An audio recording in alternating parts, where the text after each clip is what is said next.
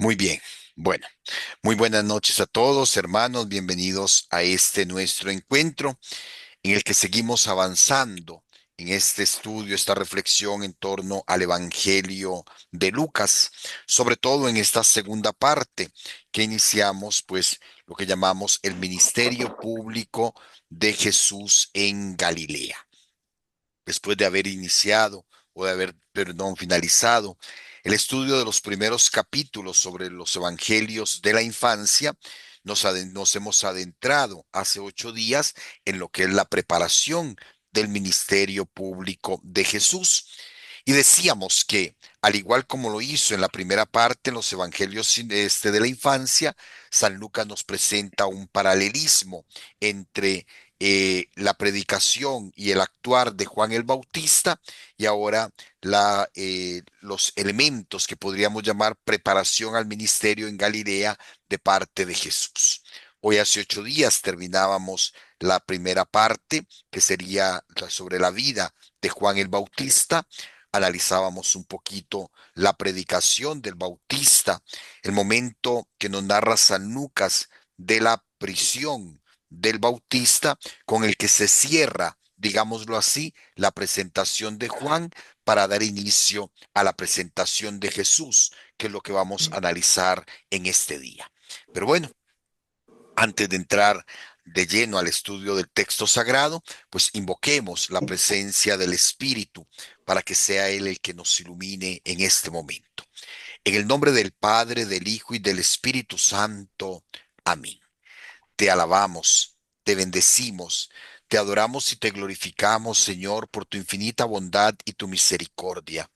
Te damos gracias por todos los favores que hemos recibido en este día. Te damos gracias por el don de la fe. Te damos gracias, Señor, porque nos permite reunirnos en tu nombre, para que sigas iluminándonos con tu palabra, que es palabra viva y eficaz. Te pedimos que por la intercesión de San Lucas y por la intercesión de Santa María, siempre Virgen, tu palabra penetre nuestro corazón, abra nuestro entendimiento y nos ayude a aceptar y a cumplir siempre tu voluntad. Te lo pedimos a ti que vives y reinas en la unidad del Espíritu Santo y eres Dios por los siglos de los siglos. Amén. Bueno, de nuevo, muy buenas noches a todos. Recordemos, hermanos, que hace 8 días, cerrando esta primera parte del paralelismo de la preparación al ministerio público de Jesús, concluíamos con la prisión de Juan el Bautista. Y San Lucas nos remite que Herodes, el tetrarca, ¿verdad? Reprendido por el asunto de Herodías, la mujer de su hermano, y por todas las malas acciones que había hecho, añadió a todas ellas la de encerrar a Juan en la cárcel. Un detalle que nos llama poderosamente la atención, porque entonces notemos que narrativamente en este momento sale de la escena Juan el Bautista para centrarnos ya única y exclusivamente en la figura de Jesús, en la figura de Jesús, y es lo que vamos entonces a analizar en este momento. ¿Ok? Como decíamos, siguiendo el paralelismo, San Lucas enmarca la preparación del ministerio público de Jesús y después de habernos presentado la predicación de Juan, nos presenta la preparación al ministerio de Jesús centrada en su misma persona.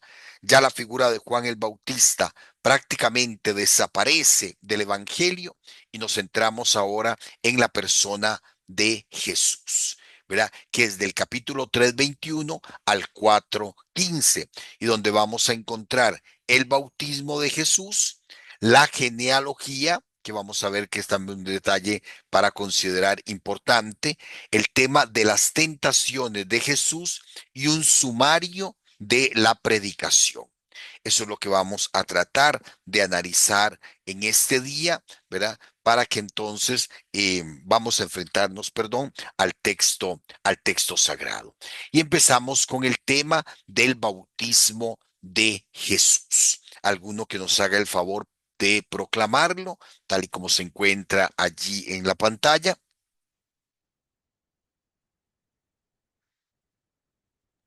Si quieres se lo leo, padre. Por favor, doña Ligia. Ok, el bautismo de Jesús. Sucedió que cuando todo el pueblo estaba bautizándose, bautizado también Jesús, y puesto en oración, se abrió el cielo y bajó sobre él el Espíritu Santo en forma corporal como una paloma. Y vino una voz del cielo: Tú eres mi hijo, yo hoy te he engendrado. Muy bien. Bueno, sabemos que San Lucas sigue el Evangelio de Mateo como una de sus fuentes más importantes.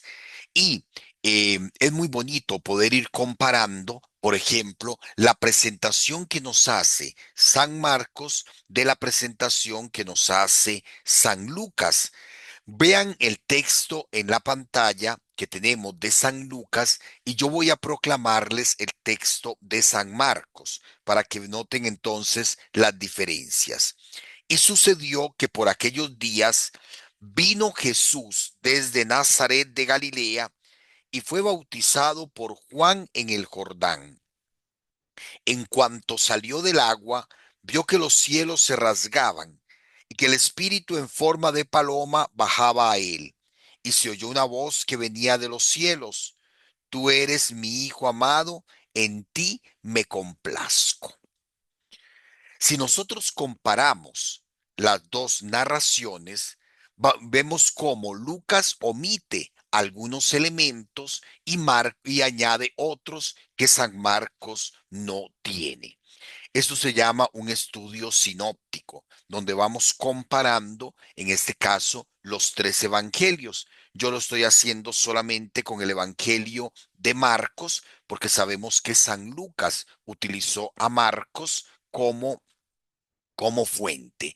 Entonces, ¿cuáles son esos elementos que podríamos detallar? En primer lugar, notemos que con respecto a la narración de Marcos, San Lucas omite la precedencia de Jesús y que fue bautizado por Juan en el Jordán. Y esto llama poderosamente la atención, porque ¿cómo terminamos el ciclo de Juan el Bautista? ¿Cómo lo te habíamos terminado? ¿Dónde dejamos a Juan el Bautista? En la cárcel, E- apresado por Herodes, en la muerto. cárcel, apresado por Herodes. Todavía no se habla del martirio. San Lucas nada más nos dice que estaba en la cárcel, ¿verdad? Y el pecado de Herodes fue, añadió a sus muchos pecados, añadió haber metido a Herodes en la cárcel, haber hecho encerrar a Juan en la cárcel. Entonces, pero vean que San Lucas inmediatamente, siguiendo el orden de Marcos, nos presenta el bautismo, pero no dice que Jesús bajó de Nazaret hasta el Jordán. Vea que no se menciona ni Nazaret, no se menciona el Jordán, ni tampoco se menciona a Juan bautizando a Jesús. Y entonces podríamos preguntarnos, bueno, ¿y quién bautizó a Jesús entonces?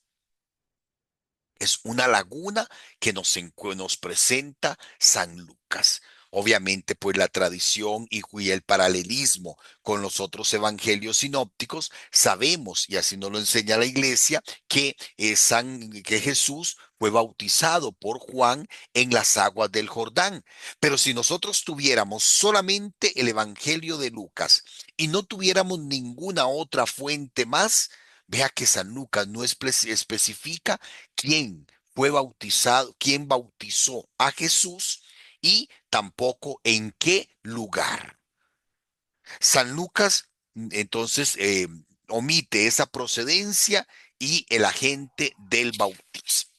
Padre, Pero, perdón, perdón que lo interrumpa, sí, don pero Guillermo. también me queda una duda a mí, porque Lucas ahonda mucho en la figura de Juan el Bautista, en la primera parte cuando, ¿verdad? Cuando hacía todo eso, Ajá, después en una segunda intervención, cuando apenas mencionó quién era Juan, que pareciera que escribió la primera parte como que de ajá. segundo y ahora no dice ni siquiera que Juan fue el que bautizó a Jesús. No. Como que hay tres secciones muy marcadas en su escritura ahí. Sí, y llama la atención, pero por eso, obviamente, como les digo, el contexto nos hace pensar, el contexto y la luz de los otros evangelios nos hace pensar, pues, Juan en el bautismo, Juan en el Jordán. Pero veamos que así como el texto, tal y como lo tenemos nosotros al frente, no dice, verá. O algo que Lucas añade es la importancia del pueblo. Lucas tiende a generalizar. Pero vean qué importante, cuando todo el pueblo estaba bautizándose. ¿Se acuerdan que en los evangelios de la infancia y en las primera parte de esta preparación decíamos, San Lucas da mucha importancia al pueblo? Vuelve a salir este elemento y habla de todo el pueblo bautizándose y Jesús en medio del pueblo. A San Lucas no le interesa tanto subrayar quién y dónde se bautizó Jesús, sino que Jesús forma parte del pueblo, porque ha venido a salvar a la humanidad. Él es, como diría Mateo de forma más clara, el Emanuel, el Dios con nosotros, el Dios en medio de su pueblo. Jesús se hace uno más del pueblo y también es bautizado por Juan, ¿verdad? Recordemos que, vean que el bautismo de Juan, ¿verdad? Cuando Juan bautizaba, ¿verdad? Juan insistía, ¿verdad? En digamos, a la hora de predicar, ¿verdad? Invitaba a la gente a la conversión, ¿verdad? Decíamos de un discurso escatológico, un discurso moral y un discurso cristológico, ¿verdad?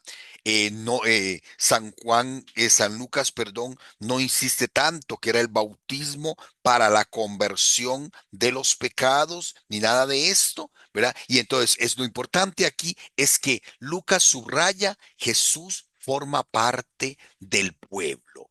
Jesús ha sido bautizado porque, como nos lo enseña la tradición de la iglesia, ha venido a solidarizarse con el pueblo que busca a Dios. Y Él es precisamente el camino que nos conduce a Dios. ¿Ok? Según vean que Marcos no dice nada. Jesús nos presenta, perdón, Lucas nos presenta a Jesús en una actitud de oración. Después, bautizado también Jesús y puesto en oración, ¿verdad? Lucas presenta a Jesús en oración, que como ya hemos venido diciendo, es uno de los elementos característicos de su relato evangélico. San Lucas es el evangelista que más nos habla de la actitud de oración, de cómo vivió la filiación Jesucristo con su Padre, precisamente en la intimidad de la oración. San Lucas nos presenta a Jesús bautizado en oración. También Marcos habla de se abrieron los cielos, una idea muy aramea, mientras que San Lucas habla de el cielo, ¿verdad? Mientras estaba en oración, se abrió el cielo, que es una concepción más de la tradición, digamos, de las religiones paganas, de denominar el lugar sagrado en singular, el cielo, ¿verdad? Lo importante es cómo presenta San Lucas, ¿verdad? El Espíritu Santo. Vino sobre él el Espíritu Santo en forma corporal como una paloma. Veíamos que San Marcos dice vino en forma de una paloma. San Lucas insiste en esta forma corporal. Para Lucas no fue una experiencia mística, no fue una experiencia nada más producto de la oración de Jesús, en la intimidad de Jesús, no, sino que es algo que se vio, algo que la comunidad podía palpar, ¿verdad? Algo que la comunidad podía ver. Por eso San Lucas insiste en la forma corporal, como una paloma. Si nos ponemos a investigar por qué se le compara al espíritu con una paloma, los especialistas todavía hoy no están de acuerdo. ¿verdad? Se habla de que en el Antiguo Testamento podría haber alguna referencia cuando dice que el Espíritu de Dios revoloteaba por encima del caos. Pero bueno, no dice que era una paloma, ¿verdad? Alguien dice referencia por la paloma que recogió el rama de olivo en el arca de Noé. Aquí no estamos hablando ni del diluvio ni cosa parecida, ¿verdad? Sencillamente, San Lucas insiste en una forma corporal, algo palpable, una realidad histórica. Doña Eli, Padre, una pregunta. ¿Cuál sería la diferencia en que Marcos hable de los cielos y que San Lucas diga es el cielo? es la forma, digamos, a quien va dirigido el Evangelio. Marcos, ¿verdad? Utiliza una expresión más aramea, más entendible para los que venían del judaísmo. Lucas utiliza una expresión más comprensible para los que venían de las religiones paganas. Nada más. Pero en el fondo, Ah, ok. vea que no tiene ninguna importancia a nivel a nivel teológico, no cambia nada la perspectiva, ¿verdad? Posiblemente para hacerse entender más por las comunidades que no estaban acostumbradas a, a los elementos del judaísmo o a la Ah, cultura judía, ¿verdad? Ok, perfecto. ahora, Gracias, Padre. veamos que lo importante, ahora San Marcos dice que, que es Jesús quien escucha, ¿verdad? Quien escucha. Aquí, vea, vino la voz del cielo que decía, tú eres mi hijo amado. Parece que Marcos nos está presentando, Lucas, perdón, nos está presentando una manifestación. Y ahora, precisamente así tenemos que entender esta escena. La finalidad consiste en una proclamación, una manifestación, una epifanía. El cielo ratifica la identidad de Jesús como hijo y como siervo de Dios, subrayando esa relación con el Padre. ¿Verdad? El bautismo de Jesús viene a ser la manifestación, la epifanía, la revelación del Padre que reconoce ante el pueblo, ¿verdad? Que está allí bautizándose con él, que Jesús es su hijo, que existe una relación profundamente íntima entre el Padre y Jesús y que además Jesús es el predilecto. Jesús es el en quien se complace. ¿Estamos? ¿Preguntas? Sí, padre, espérese. Don Guillermo, Sí, se me había quitado vamos eso. a ver, estoy Eh, esperando que alguien me haga la pregunta más importante. Vea, si tuviéramos únicamente como referencia de Evangelio, el de Lucas, dice ahí, tú eres mi hijo, yo hoy te he engendrado.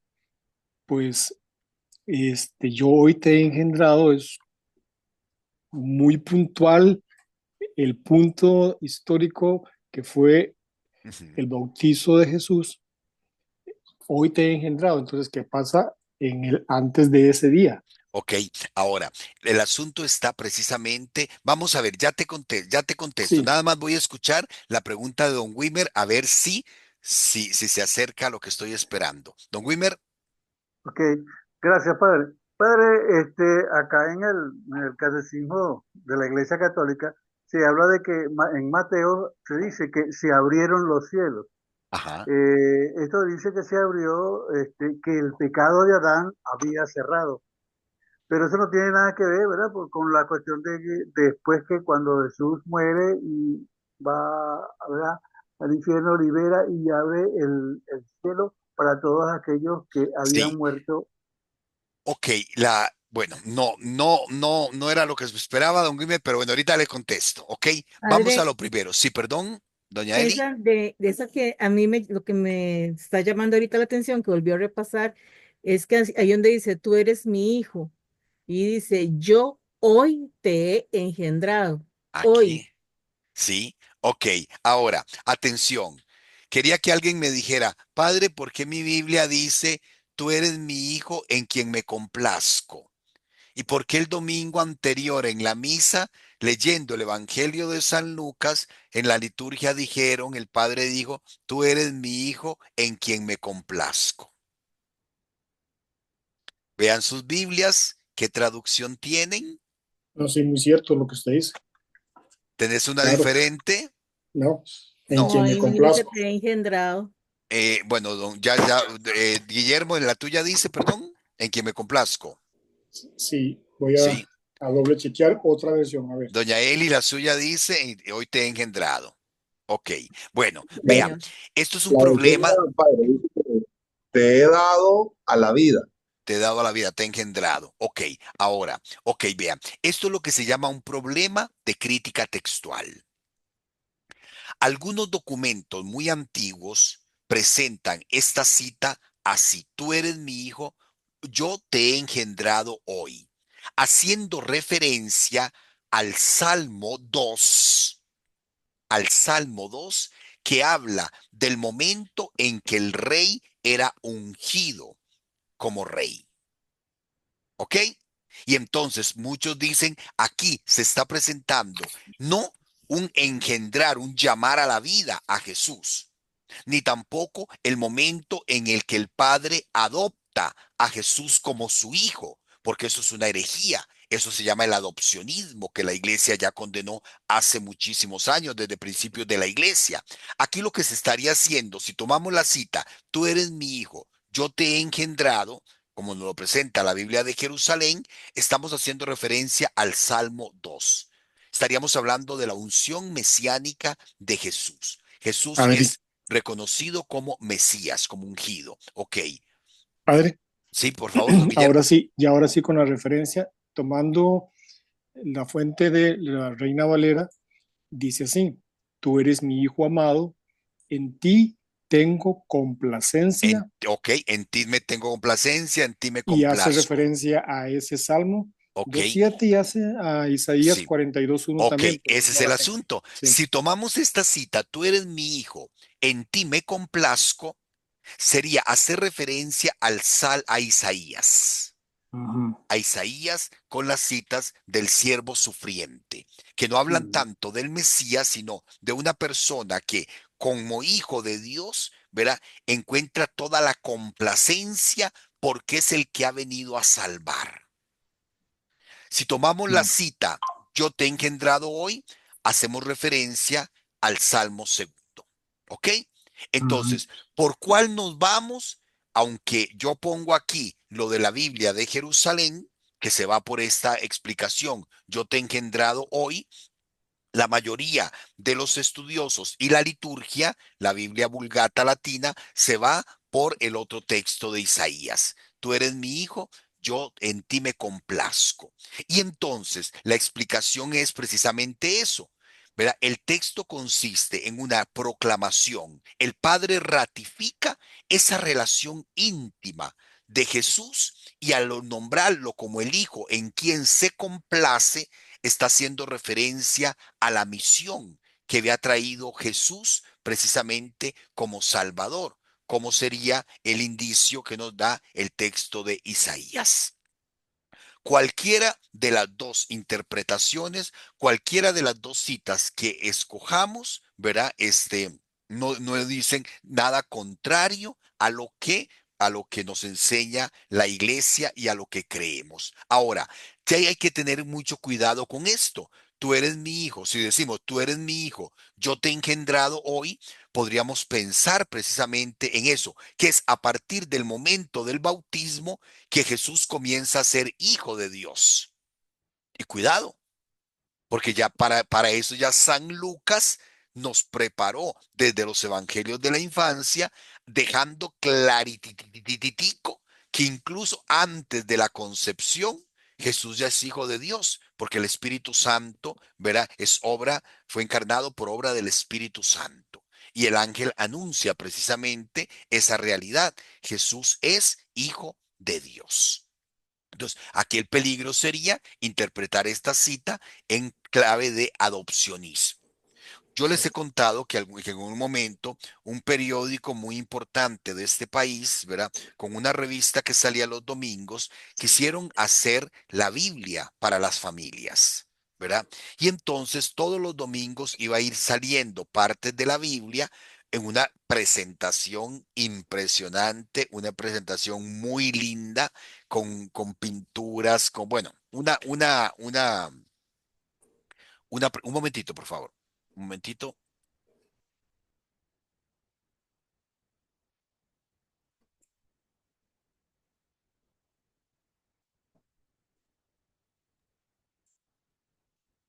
Perdón. Entonces les decía que ¿verdad? Entonces nos pidieron algunos compañeros que hemos estudiado un poquito la Biblia a que revisáramos el texto, porque de ahí eso iba a llegar gratis a toda la iglesia, a todas las familias, y el periódico, ¿verdad? La gerencia del periódico quería que tuviera la aprobación de la iglesia. El problema es que el texto que estaban utilizando y las explicaciones que estaban utilizando quedaban completamente de, fuera del tono. Por ejemplo, en esta cita decía la cita de la primera página, a partir de este momento, el padre adopta a Jesús como su hijo. Y eso es adopcionismo. El Jesús no fue adoptado por el padre como hijo en el bautismo, no. Jesús desde siempre es el hijo, la segunda persona de la Trinidad. ¿Queda claro? Sí, claro. Padre, Incluso con el anuncio del Sí, ángel, ya con pues, el todos los anuncio del textos del le antiguo, dio los nombres. sí, exacto, ok. Pero alguien más iba a hacer la pregunta, es que no sé si Ligia o padre, Ausi, eh, Ausi. Ajá. yo tengo todavía esos, esos folletitos que usted está Sí, comentando. pero algunos, bueno, por lo menos de la que estoy hablando al final no salió, Ausi. No, No, pero al principio, yo en ese tiempo, ¿qué le digo?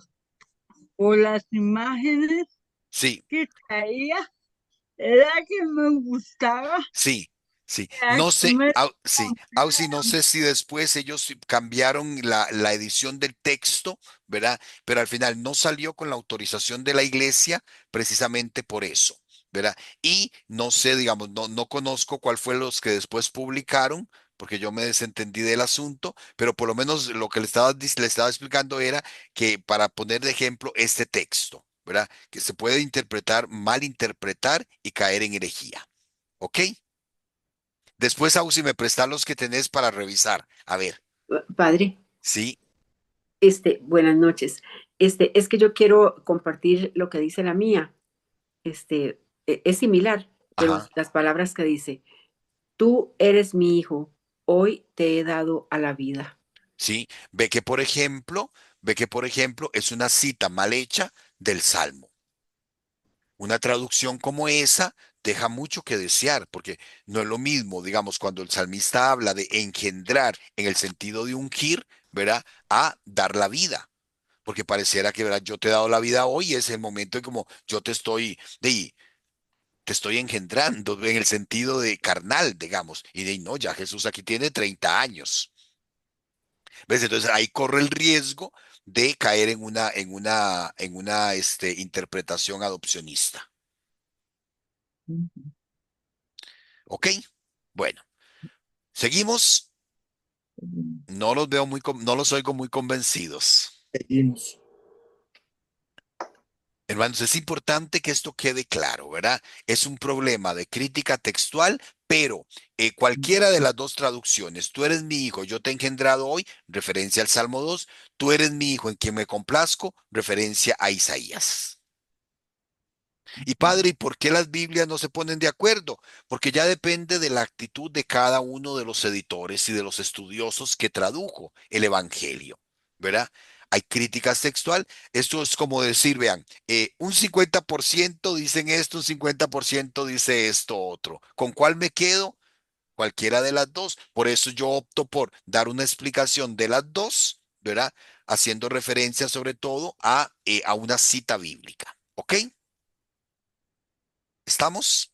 Ok, lo Totalmente importante es que claro, no padre. podemos dejar por fuera de que Jesús es hijo de Dios Sí. desde el principio y desde antes del principio. Ok, ahora, yo por ejemplo les comento, bueno, algunos de ustedes estuvieron en las celebraciones que hice yo ese día y yo empezaba a decir, ¿cuál es el problema para interpretar el bautismo de Jesús? Que como es el primer acontecimiento público después del nacimiento y como la Navidad termina con el bautismo, entonces inmediatamente nuestra mente nos traslada a nuestra propia realidad cristiana que relacionamos el nacimiento de un niño y a pocos meses, pocos días, el bautismo sacramental. Y yo le decía a la gente, cuidado, Jesús no recibió ningún sacramento porque Él es el autor de los sacramentos, porque los sacramentos lo que nos hacen es hacernos participar de la gracia que Jesús nos alcanzó precisamente en el misterio pascual. Tenemos que entender ahora, pero entonces, ¿por qué se llama bautismo? Porque así lo dice la escritura, ¿verdad? En el sentido de ablución, en el sentido de meterse en el agua, en el sentido de sumergirse en el agua, que eso es lo que significa la palabra bautismo, pero no es el sacramento. Eso tenemos que tenerlo muy claro, ¿verdad? Entonces, no fue que Jesús, porque también en el bautismo nosotros somos transformados en hijos de Dios. ¿Verdad? Eso es otra cosa completamente distinta a lo que aquí lo único que se resalta por los otros textos es que al ser bautizado, Jesús santifica las aguas que después van a convertirse en el medio a través del cual nos llega a nosotros la salvación por el bautismo sacramental. Pero vean que no estamos hablando de que Jesús recibe el primer sacramento, ¿verdad? Ni tampoco, ¿verdad? No, no va por ahí el asunto. En segundo lugar, se trata más que todo de un texto epifánico. Por eso se utiliza 8 días después de haber hablado de la presentación bueno, de la Epifanía a los Reyes Magos, y en la liturgia se presenta 8 días antes del texto que leímos el domingo, las bodas de Caná. En Caná de Galilea, Jesús manifestó sus signos, manifestó su gloria, se dio a conocer. Son tres textos que tienen la misma explicación. Se presenta a Jesús como el Salvador. ¿Ok? Ese texto muy lindo de San Lucas, así como lo encontramos, ¿verdad? En esa referencia, sobre todo subrayando esa relación profunda de Jesús con su Padre. ¿Ok? Bueno, Padre, sí, por favor. ahora que usted dijo que está mencionando estos dos textos, este, habíamos visto que cuando, ¿cómo se llama? Jesús es bautizado, que se empezaba ¿cómo es que se llama? La vida pública de Jesús. Ajá, Y luego cuando lo vemos en las bodas de Caná, él le dice a su madre, no ha llegado aún mi hora, ¿verdad? ajá. Entonces, una vez, ¿cómo manejamos eso del inicio de la vida pública? ¿Ok? Vea que cada evangelista lo presenta de manera diferente, ¿verdad? Por ejemplo, San Juan nos San Lucas, ¿qué hace San Lucas? Después del bautismo y las tentaciones, que son los textos que vamos a tratar de ver hoy, inmediatamente va a Galilea y empieza la predicación. Ajá. Y empieza Jesús solo en Nazaret. Marcos lo presenta distinto. Después de las tentaciones va a Galilea y lo primero que hace es llamar a los discípulos. Al Jesús de Marcos, ¿verdad? Como que le daba miedo andar solo y entonces lo primero que hace es llamar a los compañeros. El Jesús de Lucas es al contrario. Actúa primero solo y en un segundo momento llama a los compañeros. ¿Verdad? Mm. En el Jesús de Juan, ¿verdad? En el Jesús de Juan, la visión que nos da San Juan, ve que el primer capítulo es el prólogo, ¿verdad? Donde se habla precisamente del bautismo. Apareció un hombre llamado Juan, ¿verdad? Se llama a los primeros discípulos y después Jesús en Galilea, ¿verdad? Veamos Ajá. que San Juan, vean que Juan habla del bautismo solo, este, solo de forma indirecta, ¿verdad? El Y Evangelio de habla Juan, como más del testimonio de Juan. el Evangelio de Juan no nos presenta propiamente la escena del bautismo de Jesús. Ujú. En el prólogo, cuando Juan dice, ¿verdad? Yo no lo conocía, pero ha venido a bautizar en agua, ¿verdad? Y ahí menciona que él bautizó a Jesús y que oyó la voz del Espíritu que decía, ¿verdad? ¿Verdad? Pero nada más. Sí, porque es muy claro que dice, he visto al Espíritu Sí, que bajaba como una paloma sí. del cielo. Ok. Bueno, ok. Ya, Ve, ok, entonces, ok. ahora depende, recordemos que por eso es importante recordar que cada evangelista utiliza el material, ¿verdad? De la comunidad cristiana de acuerdo a su intención teológica.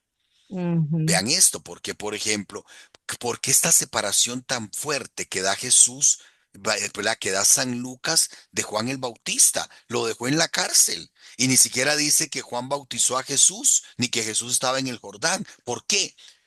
Los primeros días lo explicábamos, porque San Lucas concibe la historia como la etapa de Israel, la etapa de Jesús y la etapa de la iglesia.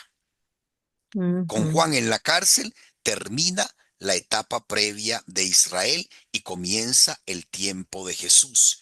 ¿Y cómo inicia? Precisamente cuando el Padre lo proclama, el Padre ratifica lo que ya el evangelista nos había dicho, que Jesús es el Hijo amado. Tú eres mi Hijo. Jesús es el Hijo de Dios, el Emanuel, el Dios con nosotros, como lo llama Mateo. ¿Ok? Ok. Bueno, Si uno quisiera pensar en lo bonito, entre una cosa que es más bonita que la otra, un día yo me quedaría con con San Juan, ¿verdad? Porque entonces es Juan ahí está hablando hasta sí, ahora, de que ese es es que el. recordemos que es un evangelio en 4 evangelios. Ajá. Lo que decíamos en el curso de introducción, un evangelio en 4 evangelios. Y este es el problema cuando queremos hacer una historia de Jesús. Porque vea que si queremos hacer una historia de Jesús, aquí topamos con un gran problemón. ¿Qué ponemos primero? ¿Cómo hacemos las cuestiones, verdad? Entonces es donde se hacen los enredos, ¿verdad? Pero es un evangelio que la proclamación de Jesucristo muerto y resucitado, presentado a nosotros en 4 formas distintas. ¿Ok?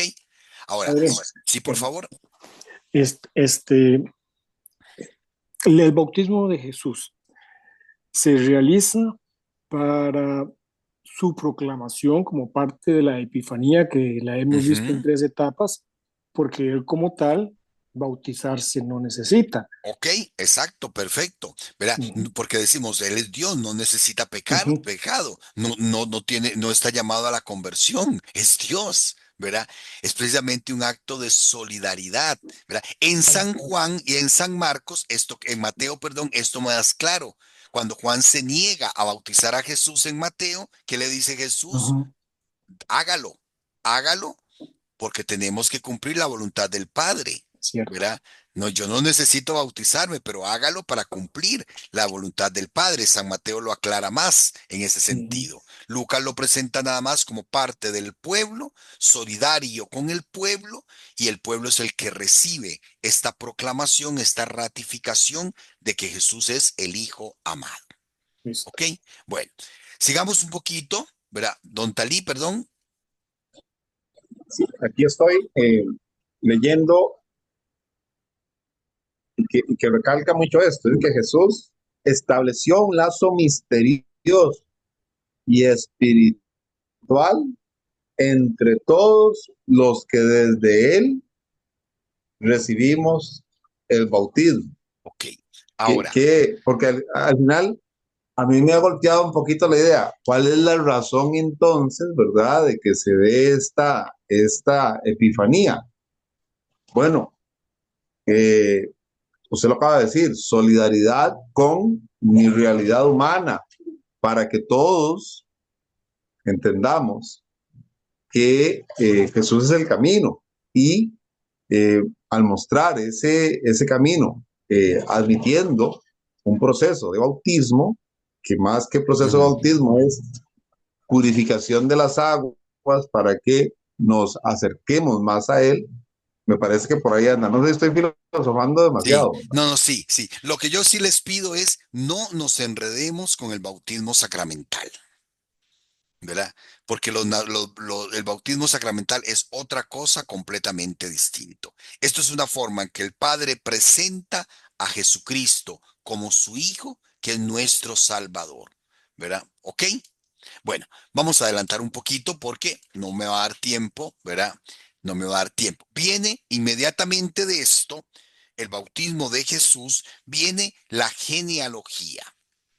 ¿Verdad? Voy a leerla yo porque por razones de que hay nombres muy, muy enredados, ¿verdad? Dice, tenía Jesús al comenzar unos 30 años y era, según se creía, hijo de José.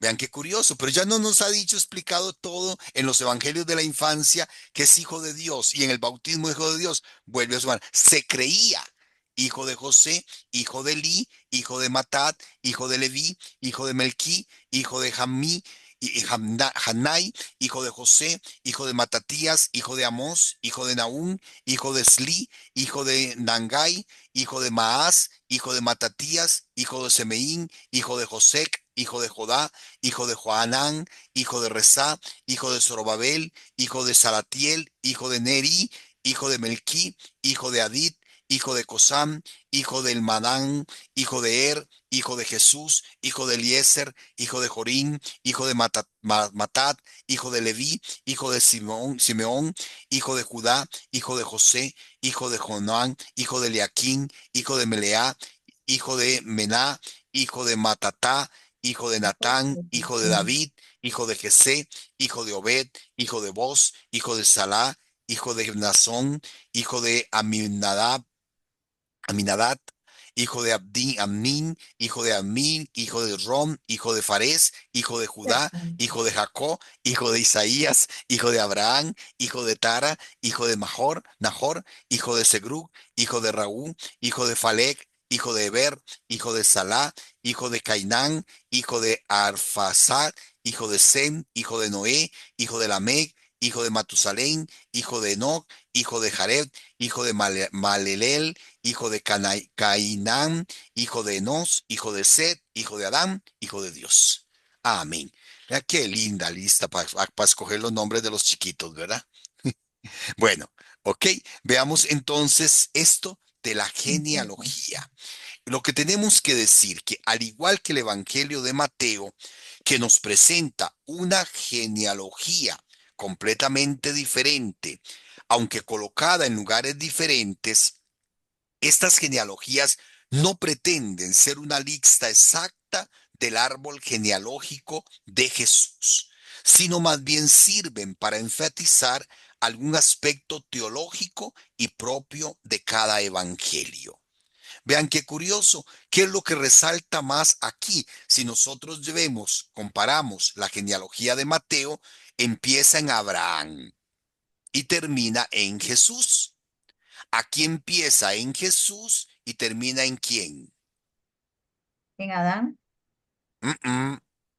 Si En terminara Dios. en Adán, si terminara En en Dios. Adán, la idea sería presentar a Jesús como un hijo de hombre, como el hijo de hombre, ¿verdad? Como un humano, pero no, termina como hijo de Dios. Dios. Ya con solo eso vemos cuál es la intención de Lucas. Seguir enfatizando lo que nos ha venido diciendo desde los evangelios de la infancia y que se ratifica, perdón, en la escena del bautismo. Esta genealogía está muy unida precisamente a la escena anterior. Por eso, al empezar, ¿verdad? Utiliza en otras ocasiones este verbo. Dice al empezar, dice, ¿verdad? Tenía Jesús al comenzar. ¿Al comenzar qué? Al comenzar qué? Todavía no nos ha presentado a Jesús hablando o predicando o anunciando, haciendo milagros, ¿verdad? Pero vea que dice al comenzar para referirse al ministerio público de Jesús. Estamos en la presentación del ministerio, en la preparación, perdón. Es la misma frase que utiliza Lucas, ¿verdad? En 23:5 y en Hechos 1:1, ¿verdad? Por eso, al comenzar, por lo que podríamos afirmar que en este esquema teológico estamos comenzando los tiempos de Jesús. Con Juan Bautista en la cárcel terminan los tiempos de Israel y aquí comienza el tiempo de Jesús. Vea que se habla de unos 30 años. Tampoco podemos pretender un cálculo exacto de la edad de Jesús, pues el mismo Lucas usa este adverbio Josei en griego, que significa aproximadamente. Padre, ¿y por qué 30 años? Bueno, tal vez una referencia al rey David, ¿verdad? Cuando empezó precisamente su función como rey, que dice 2 Samuel, tenía como 30 años. Ahora, una cuestión muy interesante, ¿verdad? Según se creía, veamos que San Lucas vuelve a afirmar, ¿verdad? Este, em, San Lucas vuelve a afirmar, ¿verdad? La paternidad la paternidad real. No es hijo de José, se creía, pero al ponerlo como se creía el hijo de José, está subrayando la paternidad legal, ¿verdad? Legalmente para los judíos, Jesús era hijo de José, era el heredero de José, ¿verdad? Por ello no se duda en atribuir la paternidad, ¿verdad? No solamente aquí, sino también en otras citas. Tu padre y yo, escuchábamos cuando el niño se perdió, ¿verdad? Tu padre y yo, pero ¿cómo María dice que José es el padre? Es que María no tenía que andar diciéndole, no, no, no, no, no, él es el padre adoptivo, el papá verdadero es Dios, él es hijo de Dios. No, no, no, simple y sencillamente en la normalidad de su existencia, Jesús era considerado hijo de José, hijo legal de José. ¿Ok? Por eso entonces vean cómo enfatiza, se creía, ¿verdad? Ahora, ¿qué es lo más importante de esta genealogía? Como hijo de Adán, está asociado a toda la humanidad.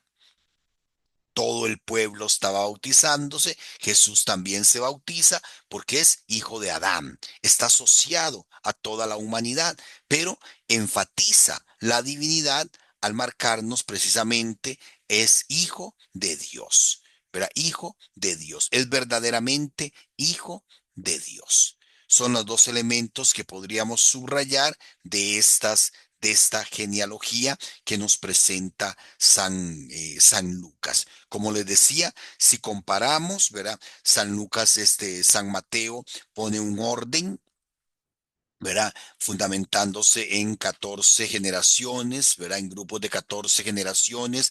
San Mateo habla de mujeres en la genealogía de Jesús que llama mucho la atención y mujeres, ¿verdad? Cuyos embarazos ¿verdad? O cuyo aporte a la genealogía era de dudosa reputación. Se habla de Rahab, la prostituta, ¿verdad? Se habla también de mujeres estériles que dan a luz y Mateo sí subraya de María, ¿verdad? De María en el sentido de un nacimiento especial.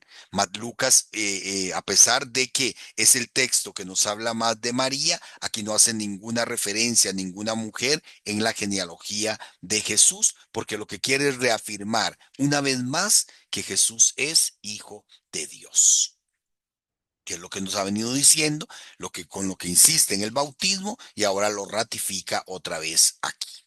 ¿Ok? ¿Seguimos? ¿Preguntas? Bueno. Viene entonces el otro tema, ¿verdad? Muy candente también, las tentaciones de Jesús, según San Lucas. ¿Ok? ¿Alguno que lo lea, por favor? Jesús, lleno de Espíritu Santo, se volvió del Jordán y era conducido por el Espíritu en el desierto durante 40 días, tentado por el diablo. No comió nada en aquellos días y al cabo de ellos sintió hambre. Entonces el diablo le dijo, si eres hijo de Dios, di a esta piedra que se convierta en pan. Jesús le respondió, está escrito, no solo de pan vive el hombre. Llevándole a una altura, le mostró en un instante todos los reinos de la tierra, y le dijo el diablo: Te daré todo el poder y la gloria de estos reinos, porque a mí me ha sido entregada, y se la doy a quien quiero. Sí, pues me adoras, toda será tuya. Jesús le respondió: Está escrito: Adorarás al Señor tu Dios, y solo a Él darás culto. Le llevó a Jerusalén y le puso sobre el alero del templo y le dijo: Si eres hijo de Dios, tírate de aquí abajo, porque está escrito: A sus ángeles te encomendará para que te guarden, y en sus manos te llevarán para que no tropiece tu pie en piedra alguna. Jesús le respondió: Está dicho: No tentarás al Señor tu Dios. Acabada toda tentación, el diablo se alejó de él hasta un tiempo oportuno. Muy bien. Hermanos, si nosotros comparamos, pues, vean que San Lucas utiliza 13 versículos para hablarnos de las tentaciones. Marcos nos dice: A continuación el Espíritu le empuja al desierto, y permaneció en el desierto 40 días siendo tentado por Satanás. Estaba entre los animales del campo y los ángeles le servían. Marcos hace una referencia a la realidad de la tentación y nos presenta a Jesús servido por los animales y los ángeles como el Adán antes del pecado original. Nada más. Eso es lo que San Lucas se encuentra en el Evangelio de Marcos. Y entonces llama la atención cómo San Lucas nos habla de las tentaciones, pero inmediatamente especifica, ¿verdad?, cuáles son las tentaciones. Sigue a Lucas en lo general, pero, ¿verdad?, al igual que Mateo, posiblemente por la fuente común que usan Lucas y Mateo, nos especifica las tentaciones de Jesús. Si nosotros comparamos Lucas y Mateo, vamos a ver que los tres nos hablan de las mismas tentaciones que no menciona Marcos, pero les cambia el orden. Lucas cambia el orden a cómo las presenta Mateo. Y entonces, ¿cuál es la intención de San Lucas al presentarnos estas tentaciones? Vamos a desmenuzar poco a poco el texto, que no es fácil. Primero se nos da una ambientación. Dice: Jesús, lleno de Espíritu Santo, se volvió del Jordán y era conducido por el Espíritu en el desierto durante 40 días, tentado por el diablo. No comió nada en aquellos días y al cabo de ellos sintió hambre. Veamos cómo Lucas sigue insistiendo que toda la acción de Jesús se realiza a través de la obra del Espíritu Santo.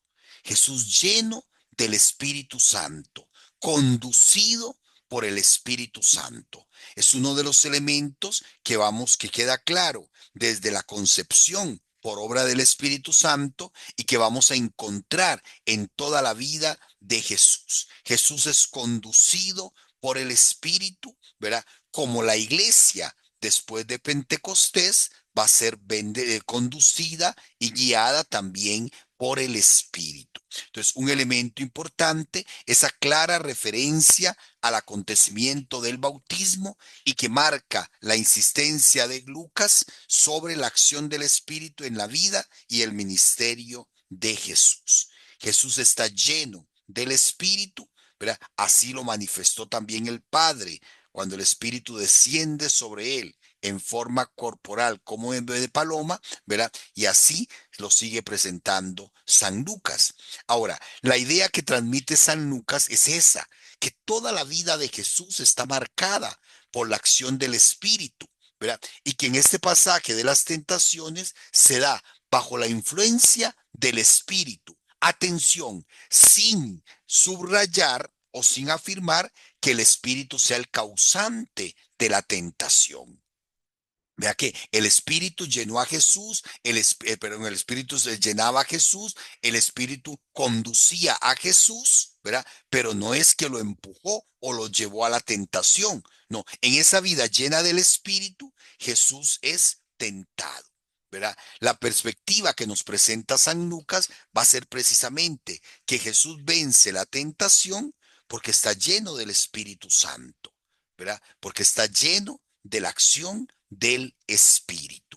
Entonces, como ambientación se nos presenta a Jesús lleno del Espíritu Santo. Se nos habla de un Jesús, ¿verdad? En el 40 días, ¿verdad? Que hace referencia precisamente a la época del desierto, ¿verdad? Y nos habla precisamente de eso. El desierto va a ser el lugar y el espacio en donde se va a desarrollar todo este drama de las tentaciones, ¿verdad? Una prueba al tiempo del desierto, el tiempo de prueba de Israel a la salida de Egipto, ¿verdad? El ayuno, quizás una referencia al mismo acontecimiento, sobre todo en el ayuno de Moisés en el Sinaí, ¿verdad? Ahora, dice que siendo tentado por el diablo. Es algo que nos llama la atención. Tentar es poner a prueba con una intención siniestra o perversa, ¿verdad? Y sin embargo, bueno, y el diablo es el que se opone, el que desafía a Jesús. Ahora, esta es como la ambientación. Veamos que la tentación se presenta de forma más clara en un momento de necesidad. Cuando Jesús siente hambre, es cuando el diablo empieza con sus tentaciones. El diablo tienta en los momentos de más necesidad. Es curioso. Ahora, aquí, hermanos, podemos encontrar muchísimas explicaciones. Recuerden que el curso, ¿verdad? Si queremos ubicar este curso en el contexto de la lección divina, estamos apenas en la primera etapa, la etapa de que dice, ¿qué dice el texto? Ya la segunda etapa, ¿qué me dice a mí el texto? Ya cada uno de nosotros tiene que ir sacando su propio material. Aquí no estamos, digamos, haciendo lección para decir qué me dice a mí el texto, no. Pero algunos elementos damos, sobre todo para a partir de lo que dice el texto, cada uno de nosotros podamos enriquecer entonces qué me dice el texto, ¿verdad? Ojo con ese detalle, el diablo nos tienta en los momentos de necesidad y de necesidades vitales y cotidianas, ¿verdad? El hambre es una necesidad que también nosotros estamos llamados a saciar. Sin hambre, sin comida, no habría vida. Es una necesidad vital. Y sin embargo, ahí se aprovecha el demonio también para tentar. San Lucas nos da esta ambientación y nos habla, ¿verdad?, de tres tentaciones. Estas tres tentaciones vamos a ver que describen a Jesús como hijo de Dios, obediente a la voluntad de Dios. Por eso no cede a la seducción de usar sus poderes o su autoridad para una finalidad distinta a la que de la que constituye su misión. Vamos a ver, las tentaciones pueden explicarse de muchas maneras. Podemos leerlas como un ejemplo, un testimonio que Jesús nos da de cómo vencer la tentación, esas grandes tentaciones de todo ser humano, del ser, del poder y del tener, que van a estar reflejadas en estas tentaciones. Pero, ¿quiere San Lucas presentarnos a Jesús como el modelo moral o ético de vencer la tentación? Pareciera que no. Claro que podemos hacer esa lectura, pero pareciera que no es la lectura original o principal que San Lucas quiere marcar, porque vamos a analizar que las tres escenas están marcadas por eso. Se tienta a Jesús en cuanto a su condición de hijo de Dios. Y vamos a notar que de las tres, dos tentaciones empiezan así. Si eres hijo de Dios, entonces vean qué lindo. El bautismo, la genealogía, nos han insistido en este elemento de que Jesús es verdaderamente el Hijo de Dios. En las tentaciones, eso va a ser lo que más se subraya. Jesús, en su condición de hijo, no cede a las seducciones del mal. Y lo que se está haciendo a prueba, lo que se está poniendo a prueba en la tentación, o lo que el tentador, el diablo, como lo llama San Lucas, quiere hacer, es precisamente tentar a Jesús en su condición de hijo. ¿Verdad? Ahora, también es parte, llama la atención que las tres tentaciones terminan con una cita del libro del Deuteronomio. Jesús vence la tentación citando la palabra de Dios. Pero cuidado, el diablo también cita la palabra de Dios. El diablo también conoce la palabra de Dios. Y eso tenemos que explicarlo con mucho detalle. Ahora, estas tres citas que utiliza Jesús hacen referencia al Éxodo y hacen referencia a las pruebas que Israel pasó por el desierto y en las que cayó, en las que falló, ¿verdad? En las que falló. Entonces, Jesús, venciendo la tentación, viene a enseñarnos, o San Lucas quiere presentarnos, que donde el antiguo Israel falló, Jesús sale victorioso. Jesús no cayó en la tentación como el pueblo en el desierto. Jesús vence la tentación en cuanto hijo de Dios. ¿Ok? Vamos entonces a entrarle a cada una de las tentaciones. ¿Alguno que lea la primera tentación? Leo, Entonces el adelante. diablo, si eres hijo de Dios, di a esa piedra que se convierta en pan.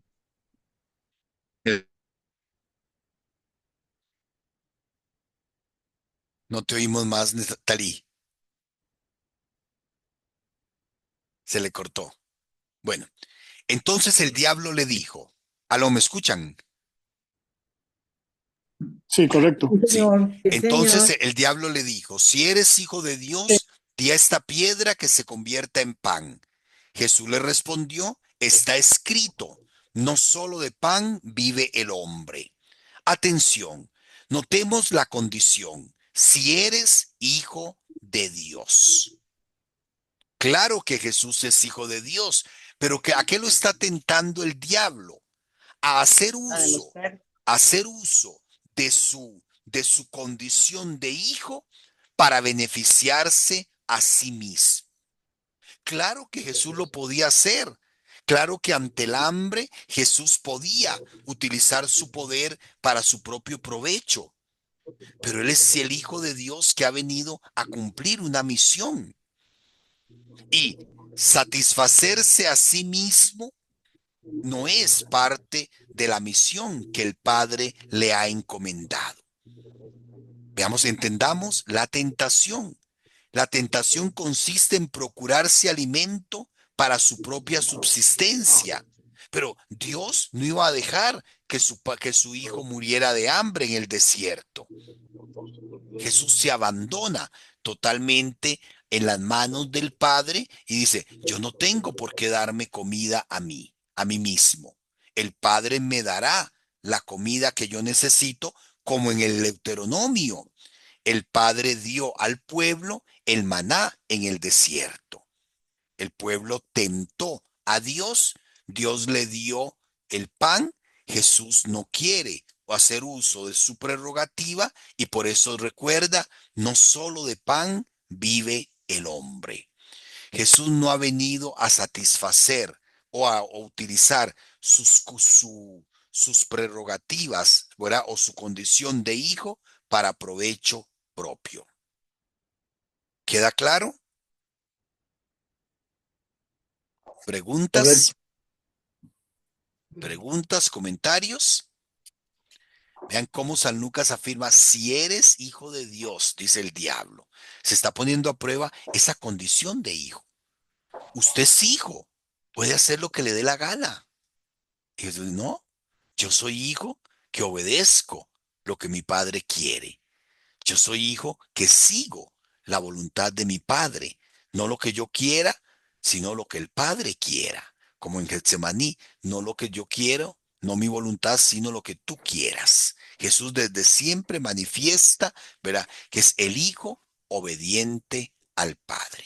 Primera tentación. Ade- Sí, por ¿Algún favor. comentario? Además, aquí el maná del Antiguo Testamento, que era pan, viene siendo bueno, no sé cómo se manejan esos términos, figura de lo que Jesús llegó a hacer después, que era el pan vivo bajado del cielo. Sí, inclusive podríamos decir, bueno, pero vean que Jesús podía convertir las piedras en pan, sí, se convirtió un pez en pan, inclusive él dijo en el Evangelio, yo puedo hacer que broten hijos de Abraham de estas piedras. Jesús puede transformar y multiplicar el pan, pero lo hace en favor del pueblo, no en favor de sí mismo. ¿Ok? Claro. Entonces ahí viene el detalle. ¿Quién más iba a preguntar? Perdón, no vi el nombre. Padre, Verónica, para servirle, Verónica, por padre. favor, sí. Sí, me encanta porque qué discernimiento más exacto, más oportuno de Jesús, ¿verdad? Y eso me hace pensar mucho en la comunión que tenía Jesús con papá Dios, ¿verdad? Y cómo ve la tentación, o sea, está los pies sobre tierra y él sabe ser oportuno, directo, y usted bien lo acaba de decir, el diablo se sabe la Sagrada Escritura, pero Jesús rápido, explícito, ¿verdad? Y yo lo tomo un aprendizaje para nosotros, Sí, y ¿verdad? sobre todo, Reconocerlo, discernirlo bien. Verónica, cuando queremos hacer las cosas a nuestra manera. ¡Ay! Qué gran tentación, qué fuerte es esta tentación en todos los ambientes. Querer hacer las cosas según nuestra manera, inclusive, peor aún, según nuestro propio provecho. Yo puedo caer en la tentación de utilizar mi ministerio sacerdotal para mi propio provecho. Si eres sacerdote, haga tal cosa. Claro que soy sacerdote, pero mi sacerdocio, mi ministerio, Dios no me lo dio para eso. No es para Sí, wow, explotar, no es para explotar a las ovejas, es para servir a las ovejas. O wow, sea, sí. Eso ¿verdad? en cada, Y cada condición, cada uno de nosotros, desde nuestra condición correcto, bautismal, ¿verdad? Cuánto la gran tentación de querer hacer mi voluntad, ¿verdad? De querer hacer mi voluntad y sobre todo aprovechar de lo que soy para mi propio provecho. correcto. ¿Verdad? Ok, vamos con la segunda, bueno, vamos con la segunda tentación. Ok, vamos a ver. ¿Alguno que lo lea, por favor? Leo. Sí. Llevándole a una altura, le mostró en un instante todos los reinos de la tierra. Y le dijo al diablo, te daré todo el poder y la gloria de estos reinos, porque a mí me ha sido entregada, y se la doy a quien quiero. Si pues me adoras, toda será tuya. Jesús le respondió, está escrito, adorarás al Señor tu Dios, y solo a Él darás culto. Atención. La tentación que decimos siempre, la tentación del poder. La tentación del poder. Te daré todo el poder y la gloria. Ahora, ¿por qué San Lucas nos presenta esta tentación? Jesús se enfrenta con el reto de aceptar el dominio sobre todos los reinos del mundo, tal y como se los ofrece uno que no es Dios. ¿A quién le pertenece el poder y la gloria de todos los reinos? A Dios. El diablo se jacta, a mí me ha sido entregada, pero no le pertenecen a él. Aceptar esta tentación, en primer lugar, ¿verdad? La tentación no le pone a prueba directamente en su calidad de hijo. El desafío consiste más bien en reconocer como dueño y señor a alguien que es distinto de su padre. No sé si queda claro. Vean que aquí San Lucas no insiste tanto. Si eres hijo, no, yo te puedo dar todo. Todo me pertenece. Jesús como hijo sabe que no, que todo le pertenece al Padre. Y que la única forma de realizar, de que el Padre le dé el poder y la gloria, es precisamente siendo fiel a su voluntad, siendo fiel al camino que ha trazado para salvarnos. Este texto llama mucho la atención porque en el Evangelio de Mateo suena todavía más fuerte. Cuando Jesús se aparece a los discípulos resucitado y les dice, se me ha dado todo poder en el cielo y en la tierra. Vayan y evangelicen. Pero ¿por qué en el Evangelio de Mateo se le ha dado a Jesús todo el poder y la gloria? Porque cumplió la voluntad del Padre y se sometió hasta la muerte y muerte en cruz. Pero aquí el diablo le está diciendo, todo esto es mío. Si yo digo sí, ¿en qué condición? Adorar, adorarlo. Y atención, Jesús cita el Deuteronomio, adorarás al Señor tu Dios y solo a Él darás culto. Uno de los problemas más grandes que tuvo Israel, precisamente al adorar, a adorar y dar cultos a cosas o personas que no eran dioses, a los falsos dioses. Jesús rechaza la tentación de rendir homenaje a otro que no sea su Dios y su Padre, dejando a mismo bien claro que su misión consiste únicamente en esforzarse porque el reinado de Dios se establezca definitivamente en el mundo. El diablo le pone, verá, la gloria de todos los reinos. Jesús no ha venido a conquistar reinos. Su reino no es de este mundo. Su misión es hacer instaurar el reino y la soberanía de Dios sobre la humanidad, como lo va a insistir precisamente cuando dice que predicaba la buena nueva del reino. El reino es del Padre y solo es el único reino que a Jesús le interesa, no los reinos de este mundo. Por eso Jesús no cae en la tentación de la idolatría, de adorar a uno que no es Dios, que no es su Padre. La tentación del poder, la tentación del poder en nuestra vida, ¿verdad? Un poder que no viene de Dios. Un poder que podemos adquirirlo de otras fuentes, pero que no es el reino de Dios. El único rey de toda la tierra es el Señor, y solo a Él hay que prestar servicio. ¿Ok? La Ok, segunda además, tentación. padre, ¿Ah? verdad que bueno, Jesús, siendo la segunda persona de la Trinidad, él desde antes gozaba de todo el poder y la gloria como la divinidad de la Sí. Santísima, de Dios eterno, ¿verdad? Entonces, para él, ¿qué era estar viendo los reinos de la tierra? Eso no se compara a lo que él dejó y sabía que iba nuevamente a recuperar Ujú. cuando cumpliera su misión. Sí, lo que pasa Pero también, contesta tan elocuentemente. sí. ¿Por qué? Ujú, Porque acordate, es hombre verdadero. ajá, Está encarnado. encarnado y que Está puede. encarnado, ¿verdad? Y sin embargo, reconoce, es que no, el dueño de todo es Dios, es el Padre. Y no tengo por qué adorar a nadie que no es Dios, ¿verdad? Exacto. Ok, viene la tercera tentación. Otro que me lo lea, por favor. Dios Padre, Por favor. Bueno, le llevó a Jerusalén y le puso sobre el alero del templo y le dijo, si eres hijo de Dios, tírate de aquí abajo, porque está escrito. A sus ángeles te encomendará para que te guarden y en sus manos te llevarán para que no tropiece tu pie en piedra alguna. Jesús le respondió, está dicho, no tentarás al Señor tu Dios. Ok. Notemos otra vez la insistencia en la condición de hijo de Jesús. Si eres el hijo de Dios. Ahora, Jesús se enfrenta, ¿verdad?, con el reto de que haga uso de sus poderes para manifestarse con toda ostentación ante sus contemporáneos, acomodándose así a las ideas vigentes sobre lo que realmente tenía que ser el jefe o mesías del pueblo. Claro, Jesús se hubiera tirado y de verdad los ángeles no hubieran dejado que cayera, pero eso qué iba a significar inmediatamente un reconocimiento, ¿verdad? Una adulación, una ostentación. Véanme, soy Dios. Pero ese no fue el camino que trazó el Padre.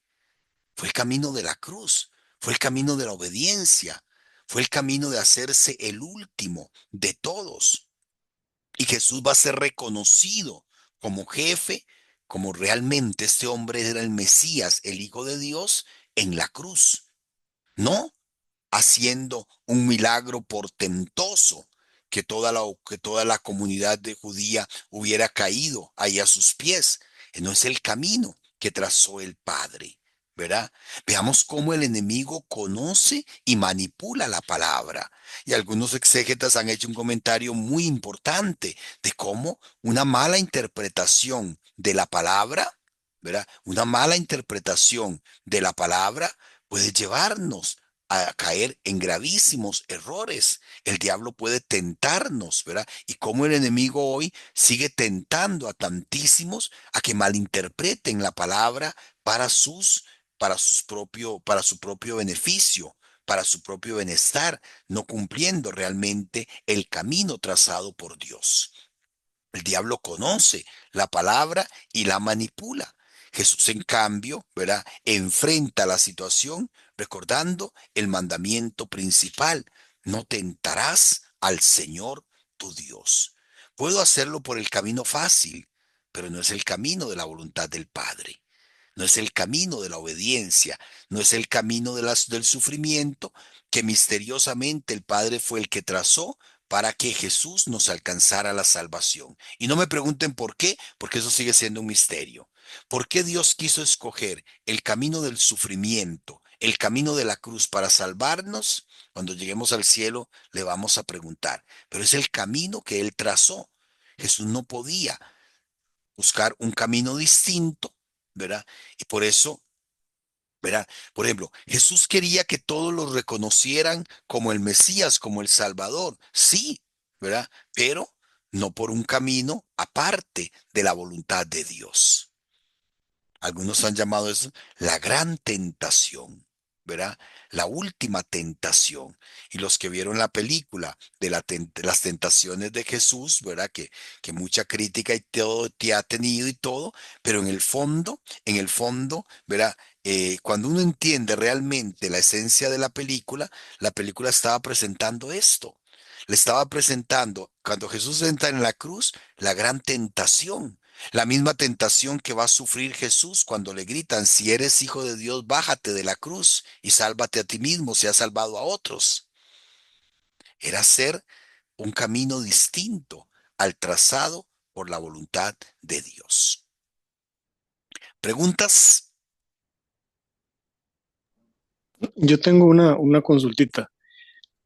Eh, Aquí se nos enumeran tres ¿Tres tentaciones, como tentaciones? ya usted explicó, pero digamos en las cartas de Pablo, Pablo dice, y Jesús fue tentado en todo. Si Ok, mal no me recuerdo, fueron, vamos, bueno, en las cartas. sí, vamos a leer ¿Cómo un lo momentito. analizamos? Ajá. Guillermo, Sí, leamos señor. un momentito el final, Sí. porque es importante. ¿Verdad? ¿Cómo termina la escena? Acabada toda tentación, el diablo se alejó de él hasta un tiempo oportuno. Con esta frase, San Lucas lo que quiere es terminar el tema de las tentaciones al inicio del ministerio de Jesús. ¿Verdad? ¿Verdad? Sin embargo, vean cómo proyecta el futuro. El diablo se aleja de él hasta un tiempo oportuno. En la narración de San Lucas, el diablo se va hasta que llegue el momento de la pasión muerte, cuando Satanás intentará destruir de nuevo el plan del Padre, que es del designio de salvación, sin que esto signifique que el ministerio público de Jesús vaya a estar libre de toda hostilidad diabólica. De hecho, lo que usted dice, toda la vida de Jesús estuvo marcada por la oposición, por la tentación, por el deseo del diablo de apartar del camino de la voluntad del Padre. Inclusive, misteriosamente se presenta la cerrazón y el hostigamiento que hacen tantísimos personajes del pueblo de Israel, precisamente como una obra de Satanás que busca apartar a Jesús, ¿verdad? O apartar a aquellos que quieren seguir a Jesús del camino. Claro que Exacto. toda la vida de Jesús, como toda la vida nuestra, está marcada por la tentación. Pero Jesús nos enseña que en obediencia a la voluntad del Padre y sabiendo iluminarnos, iluminándonos, perdón, por la palabra de Dios, vamos a ser capaces también nosotros de vencer la tentación. ¿Ok? Jesús se enfrenta y vence la tentación en su calidad de hijo, con lo que nos enseña que en Él y con Él también nosotros podemos vencer la tentación. Entonces vean que es un texto que sí, tiene toda una enseñanza moral para nosotros, pero tiene una enseñanza cristológica porque está quedando como, está puliendo San Lucas delante de nosotros la condición de hijo de Jesús. Es el Hijo de Dios. Ok, ¿preguntas? Padre, Sí, por favor, doña Flori. padre, usted dijo al principio de cuando iba a explicar las tentaciones que aquí se reflejaba el ser, poder, ¿y cuál fue la otra palabra? El Es que tener, no, tener. el tener, Muchas gracias, el muchas tener, gracias. ¿verdad? El tener que lo representan, lo, lo realizan con el tener, con la posesión, con el pan. Ah, ¿Verdad? gracias. Sí, después podemos ver esa explicación, pero aquí sobre todo subrayar este elemento. Yo creo que es un texto muy lindo, por algo la iglesia nos lo presenta al inicio de la cuaresma, en el primer domingo de cuaresma, el domingo de las tentaciones, precisamente para motivarnos a este tiempo de lucha, a este tiempo de prueba, a este tiempo también nosotros de irnos al desierto, pero también es el tiempo de unirnos más con Dios, ¿verdad? Unirnos más con Dios, ¿verdad? Y no solamente el tiempo de la cuaresma, sino en todo momento de nuestra vida. Jesús, doña Silvia. Gracias, Padre. Lo único que tengo una duda, ¿qué quiere decir cuando dice el diablo se alejó de él hasta un tiempo Sí, oportuno? en el Evangelio de Lucas, el diablo vuelve a aparecer, ¿verdad? El diablo vuelve a aparecer sobre todo de manera más clara en la pasión. Mm, ¿Ves? En la pasión, sin que eso signifique que desde ese momento hasta la pasión, Jesús estuvo tranquilo y titico sin ninguna oposición ni nada por el estilo. Pero lo que no entiendo, o sea, ¿por qué oportuno? A mí me parece que oportuno es una palabra positiva. Debería Pero ser como así lo presenta San inoportuno. Lucas, ¿no? Así lo presenta Lucas porque precisamente en la pasión va a ser la última gran tentación. Acuérdese que el diablo quiere apartar de Jesús. Entonces la pasión es la última gran tentación. Por eso, genialmente, ¿verdad? Quitando todo lo que tenga de criticable la película de la última tentación, eso es lo que llama la atención, que el autor es capaz de captar que la gran tentación de Jesús al final se da precisamente en la pasión. Cuando el diablo quiere apartar a su hijo, perdón, a apartar a Jesús del camino de la voluntad del Padre. Ujú. Lo profundizaremos cuando veamos la pasión. Bueno, Gracias. bueno, hermanos, entonces esto sería por hoy. Avisarles que de hoy en 8 tienen vacaciones, ¿verdad? De hoy en 8 Mm. estamos libres. Yo no voy a estar aquí en Cartago, voy de vacaciones, lo reconozco. Y donde estoy, ¿verdad? Donde vamos siempre, hay muy mala señal, entonces mejor nos damos libre y nos veríamos dentro de 15 días. Yo les voy a recordar, ¿verdad? Entonces déjenme